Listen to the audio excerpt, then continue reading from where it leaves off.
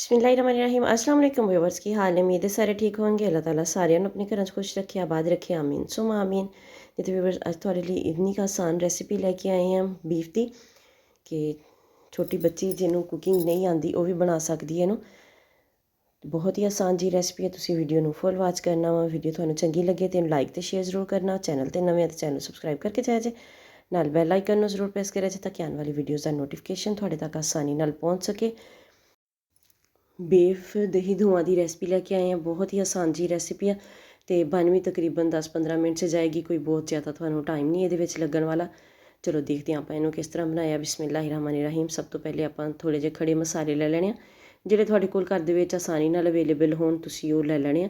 ਥੋੜ੍ਹਾ ਜਿਹਾ ਮੈਂ ਜ਼ੀਰਾ ਸ਼ਾਮਿਲ ਕੀਤਾ ਵਾ ਅਤੇ ਛੋਟੀਆਂ ਜਿਹੜੀਆਂ ਕਾਲੀ ਮਿਰਚ ਹੁੰਦੀ ਉਹ ਥੋੜ੍ਹੀਆਂ ਜਿਹੀਆਂ ਸ਼ਾਮਿਲ ਕੀਤੀਆਂ। 2 ਛੋਟੀਆਂ ਇਲਾਇਚੀਆਂ ਵਾ, ਇੱਕ ਵੱਡੀ ਇਲਾਇਚੀ, ਇੱਕ ਛੋਟਾ ਜਿਹਾ ਤੇਜ਼ ਪੱਤਾ ਵਾ ਅਤੇ ਇੱਕ ਛੋਟਾ ਜਿਹਾ ਦਾਲਚੀਨੀ ਦਾ ਟੁਕੜਾ। ਅਤੇ ਇਹ ਜਦੋਂ ਥੋੜ੍ਹੇ ਜਿਹੇ ਰੋਸਟ ਹੋ ਜਾਣਗੇ ਤਾਂ ਇਹਦੇ ਵਿੱਚ ਮੈਂ 1.25 ਕਿਲੋ ਜਿਹੜਾ ਬੀਫ ਸ਼ਾਮਿਲ ਕਰ ਦਿੱਤਾ ਵਾ।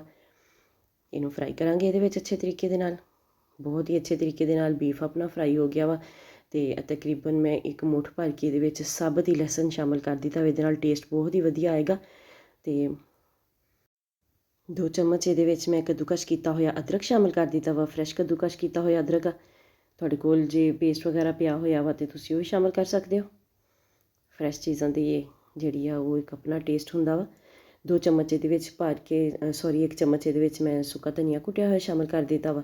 ਫੁੱਲ ਭਰ ਕੇ ਸ਼ਾਮਿਲ ਕੀਤਾ ਵਾ। ਅਤੇ ਅੱਧਾ ਚਮਚ ਹਲਦੀ ਦਾ ਅਤੇ ਤਕਰੀਬਨ ਅੱਧਾ ਚਮਚ ਇਹਦੇ ਵਿੱਚ ਮੈਂ ਸੁਰਖ ਮਿਰਚ ਦਾ ਸ਼ਾਮਿਲ ਕਰ ਦਿੱਤਾ ਵਾ। ਬਾਕੀ ਮਸਾਲੇ ਤੁਸੀਂ ਆਪਣੀ ਮਰਜ਼ੀ ਨਾਲ ਵੱਧ ਘੱਟ ਕਰ ਸਕਦੇ ਹੋ, ਲੇਕਿਨ ਇਹਨਾਂ ਚੀਜ਼ ਦਾ ਖਿਆਲ ਰੱਖਿਆ ਕਰੋ ਕਿ ਜਿਹੜੀ ਵੀ ਕੋਈ ਚੀਜ਼ ਤੁਸੀਂ ਇਹਦੇ ਵਿੱਚ ਸ਼ਾਮਿਲ ਕਰਨ ਵਾਲੇ ਹੋ, ਸਬਜ਼ੀ ਜਿਹੜੀ ਤੁਸੀਂ ਬਣਾ ਰਹੇ ਹੋ, ਅਤੇ ਇਹ ਨਮਕ ਸ਼ਾਮਿਲ ਕਰ ਦਿੱਤਾ ਵਾ। ਚੀਜ਼ ਦੀ ਕੁਆਂਟਿਟੀ ਦੇ ਹਿਸਾਬ ਦੇ ਨਾਲ ਜਿਹੜਾ ਵਾ ਉਹਦੇ ਵਿੱਚ ਮਸਾਲੇ ਪੈਂਦੇ ਆ, ਨਾ ਕਿ ਇਹ ਕਿ ਜੇ ਥੋੜ੍ਹੀ ਜਿਹੀ ਆਪਾਂ ਚੀਜ਼ ਪਾਈ ਆ, ਅੱਧਾ ਕਿਲੋ ਬਣਾ ਰਹੇ ਹਾਂ ਅਤੇ ਉਹ 'ਚ ਵੀ ਆਪਾਂ ਉਨੇ ਮਸਾਲੇ ਪਾਉਣੇ ਆ। ਅਤੇ ਜੇ ਕਿਸੇ ਦੀ ਫੈਮਿਲੀ ਵੱਡੀ ਆ ਅਤੇ 2-3 ਕਿਲੋ ਚੀਜ਼ ਬਣਾ ਰਹੇ ਅਤੇ ਉਹ ਵੀ ਉਨੇ ਮਸਾਲੇ ਪਾਉਣਗੇ, ਇਹ ਚੀਜ਼ ਗਲਤ ਆ। ਮਸਾਲੇ ਜਿਹੜੇ ਆ ਚੀਜ਼ ਦੇ ਹਿਸਾਬ ਨਾਲ ਪੈਂਦੇ ਆ, ਠੀਕ ਹੈ। ਅਤੇ ਇਹਨੂੰ ਥੋੜ੍ਹਾ ਜਿਹਾ ਪਾਣੀ 1 ਗਿਲਾਸ ਲਾ ਕੇ ਅਤੇ ਮੈਂ ਇਹਨੂੰ ਲਿਡ ਲਾ ਦਿੱਤਾ ਵਾ। ਸੁਰਖ ਮਿਰਚ ਇਹਦੇ ਵਿੱਚ ਮੈਂ ਇਸ ਲਈ ਥੋੜ੍ਹੀ ਪਾਈ ਆ ਕਿ ਇਹਦੇ ਵਿੱਚ ਬਾਅਦ ਵਿੱਚ ਆਪਾਂ ਕਾਲੀ ਮਿਰਚ ਦਾ ਇਸਤੇਮਾਲ ਕਰਾਂਗੇ। ਇਸ ਤਰ੍ਹਾਂ ਬਹੁਤ ਜ਼ਿਆਦਾ ਅੱਧਾ ਚਮਚ ਜਿਹੜਾ ਵਾ 1.25 ਕਿਲੋ ਗੋਸ਼ਤ ਵਾਸਤੇ ਬਹੁਤ ਕਮ ਆ ਮਿਰਚ, ਅਤੇ ਫਿੱਕੀ ਲੱਗਦੀ ਆ ਕਿਉਂਕਿ ਬਿਮਾਰਾਂ ਵਾਲੇ ਖਾਣੇ ਕੁਝ ਘਰਾਂ ਦੇ ਵਿੱਚ ਨਹੀਂ ਖਾਏ ਜਾਂਦੇ, ਸਹੀ ਮਸਾਲੇ ਵਾਲੇ ਖਾਣੇ ਖਾਏ ਜਾਂਦੇ ਆ। ਗੋਸ਼ਤ ਆਪਣਾ ਗਲ ਗਿਆ ਸੀ, ਥੋੜ੍ਹਾ ਜਿਹਾ ਪਾਣੀ ਸੀ, ਉਹਨੂੰ ਮੈਂ ਦੁਬਾਰਾ ਖੁਸ਼ਕ ਕਰ ਲਿਆ ਵਾ। ਅਤੇ ਇਹ ਦੇਖੋ ਮਾਸ਼ਾਅੱਲਾ ਜ਼ਬਰਦਸਤ ਆ ਬੁਣਾਈ ਇਹਦੀ ਇੱਥੇ ਹੀ ਹੋ ਗਈ ਹੈ, ਲੇਕਿਨ ਮਜ਼ੀਦ ਹਜੇ ਆਪਾਂ ਥੋੜ੍ਹਾ ਜਿਹਾ ਕੰਮ ਕਰਾਂਗੇ। ਬਿਲਕੁਲ ਫਰੈਸ਼ ਪੁਦੀਨਾ ਸ਼ਾਮਿਲ ਕੀਤਾ ਵਾ ਇਹਦੇ ਵਿੱਚ। ਤੁਹਾਡੇ ਕੋਲ ਸੁੱਕਾ ਪੁਦੀਨਾ ਹੋਵੇ ਤਾਂ ਤੁਸੀਂ ਉਹ ਵੀ ਸ਼ਾਮਿਲ ਕਰ ਸਕਦੇ ਹੋ। ਫਰਾਈ ਕਰਾਂਗੇ ਇਹਨੂੰ ਥੋੜ੍ਹਾ ਜਿਹਾ ਪੁਦੀਨੇ ਨੂੰ ਵੀ ਇਹਦੇ ਨਾਲ। ਅਤੇ ਇਹਦੇ ਵਿੱਚ ਆਪਾਂ ਦਹੀਂ ਸ਼ਾਮਿਲ ਕਰਨਾ ਵਾ। ਦਹੀਂ ਹੁਣ 1.25 ਕਿਲੋ ਗੋਸ਼ਤ ਆ, ਇਹਦੇ ਵਿੱਚ ਤੁਸੀਂ ਇਸੇ ਹਿਸਾਬ ਨਾਲ ਦਹੀਂ ਪਾਓਗੇ ਨਾ। ਕੁਛ ਲੋਕ ਇਸ ਤਰ੍ਹਾਂ ਹੀ ਪਾ ਲੈਂਦੇ ਆ, ਲੇਕਿਨ ਜਿਹੜਾ ਵਾ ਕਿ ਉਹ ਫਿਰ ਨਾ ਖੱਟਾ ਜ਼ਿਆਦਾ ਹੋ ਜਾਏਗਾ। ਅਤੇ ਮੈਂ ਤਕਰੀਬਨ 1.25 ਕਿਲੋ ਮੇਰੇ ਕੋਲ ਗੋਸ਼ਤ ਸੀਗਾ ਅਤੇ ਇਹਦੇ ਵਿੱਚ ਮੈਂ ਨਾ 2.5 ਪਾ ਵੀ ਅੱਧ ਦੇ ਹਿਸਾਬ ਨਾਲ ਦਹੀਂ ਪਾਇਆ ਵਾ। ਜੇ ਥੋੜ੍ਹਾ ਕਿਲੋ ਹੋਵੇ ਤੁਸੀਂ ਅੱਧਾ ਕਿਲੋ ਪਾ ਲਵੋ, ਠੀਕ ਹੈ। ਅਤੇ ਜਿੰਨਾ ਤੁਹਾਡੇ ਕੋਲ ਗੋਸ਼ਤ ਆ ਉਹਦੇ ਤੁਸੀਂ ਅੱਧੇ ਦੇ ਹਿਸਾਬ ਨਾਲ ਉਹ ਤੋਂ ਵੀ ਥੋੜ੍ਹਾ ਜਿਹਾ ਕੰਮ ਰੱਖਣਾ ਚਾਹੋ ਤਾਂ ਰੱਖ ਸਕਦੇ ਹੋ, ਕਿਉਂਕਿ ਦਹੀਂ ਬਿਲਕੁਲ ਹਾਲਾਂਕਿ ਮਿੱਠਾ ਸੀਗਾ, ਲੇਕਿਨ ਫਿਰ ਵੀ ਉਹ ਜਿਹੜੀ ਇੱਕ ਚੀਜ਼ ਆ ਕਿ ਖਟਾਸ ਦੇ ਵਿੱਚ ਚਲੀ ਜਾਂਦੀ ਆ। ਅਤੇ ਇਹ ਫਿਰ ਨਹੀਂ ਤਾਂ ਜ਼ਿਆਦਾ ਨਾ ਜਿਹੜਾ ਸਾਲਨ ਥੋੜ੍ਹਾ ਜ਼ਿਆਦਾ ਖੱਟਾ ਖੱਟਾ ਜਿਹਾ ਹੋ ਜਾਏਗਾ। ਇਸ ਲਈ ਤੁਸੀਂ ਇਸ ਚੀਜ਼ ਦਾ ਥੋੜ੍ਹਾ ਜਿਹਾ ਖਿਆਲ ਰੱਖਣਾ ਵਾ। ਅਤੇ ਦਹੀਂ ਜਦੋਂ ਪਾਉਣਾ ਵਾ ਫਲੇਮ ਬਿਲਕੁਲ ਬੰਦ ਕਰ ਦੇਣਾ ਵਾ, ਜਾਂ ਬਿਲਕੁਲ ਦਮ ਵਾਲੇ ਫਲੇਮ 'ਤੇ ਪਾ ਕੇ ਅਤੇ ਇਹਨੂੰ ਤੁਸੀਂ ਚਮਚ ਚਲਾ ਕੇ ਇਹਨੂੰ ਰੱਖ ਦੇਣਾ ਵਾ। ਅਤੇ ਦਹੀਂ ਦਾ ਪਾਣੀ ਖੁਸ਼ਕ ਹੋਣ ਤੱਕ ਇੰਤਜ਼ਾਰ ਕਰਾਂਗੇ। ਇਹ ਦੇਖੋ ਮਾਸ਼ਾਅੱਲਾ 3 ਤੋਂ 4 ਮਿੰਟ ਲੱਗਣਗੇ ਅਤੇ ਦਹੀਂ ਦਾ ਪਾਣੀ ਖੁਸ਼ਕ ਹੋ ਜਾਏਗਾ ਅਤੇ ਜ਼ਬਰਦਸਤ ਜਿਹਾ ਧੂੰਆਂ ਗੋਸ਼ਤ ਜਿਹੜਾ ਵਾ ਆਪਣਾ ਤਿਆਰ ਆ।